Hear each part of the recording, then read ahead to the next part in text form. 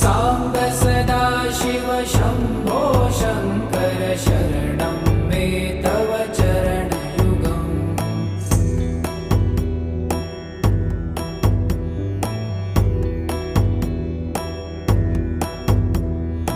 उमया दिव्यसुमङ्गलविग्रहया लिङ्गितवामाङ्गविभो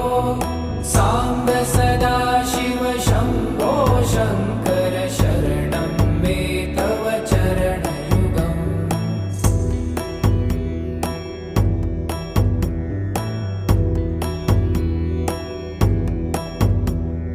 पुरीकुरु मामज्ञम